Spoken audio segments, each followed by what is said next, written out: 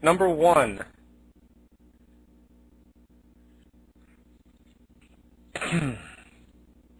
with the Venus Project, what happens with all the private land and personal real estate and natural resources empires, that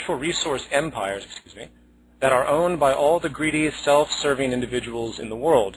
I cannot see them clutching the deeds to anything that they have acquired, and most of them, I'm reading this poorly. I cannot see them unclutching the deeds to anything that they have acquired, and most by non-ethical means.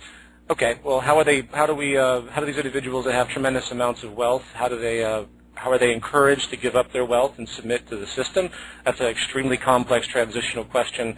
Jacques commented on that a few times, and I think what I would say in summary is that it would be given up through a common acceptance and a pressure coming from the general society.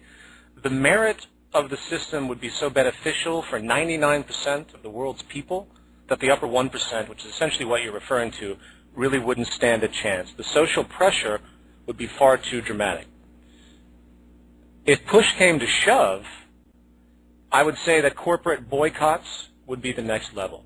Those are things I don't particularly like to talk about because they have a negative connotation, but obviously there's a lot of despotism in society, and protests and boycotts serve an important function to let these powerful corporations know that, well, if they're going to continue doing what they're doing, whatever that may be, the public will not participate. Yes, it's a very, very difficult thing to consider, but I think ultimately the benefit of the society, as it will be understood, will override those individuals that basically want to fight the system for their own self-interest.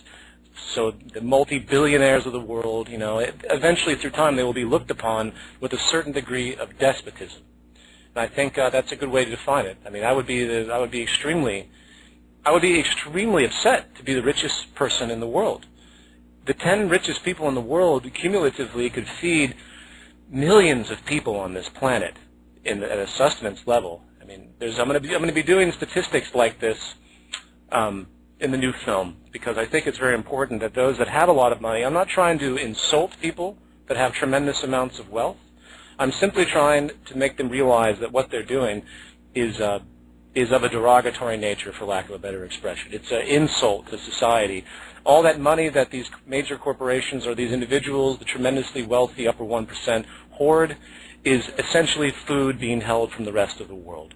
And with 1 billion people starving and growing, and a tremendous number of financial atrocities and lack of money that can't be applied for so many forms of social concern, I think it becomes quite transparent, and these people should be ashamed of themselves. Granted, they're a product of the society. I don't think any individual that has tremendous amounts of money is inherently bad or whatever. They're aberrated because the social system rewards that type of mechanism. It rewards the confidence aspect, it's a status orientation, and obviously it is a power orientation, and that is one of the greatest neuroses that has to be overcome. And in the new system, as we've discussed before, there's no reward for power. Therefore, there is no power. And that's a broad subject. I'm not going to go into entire detail on that. I've done in prior. So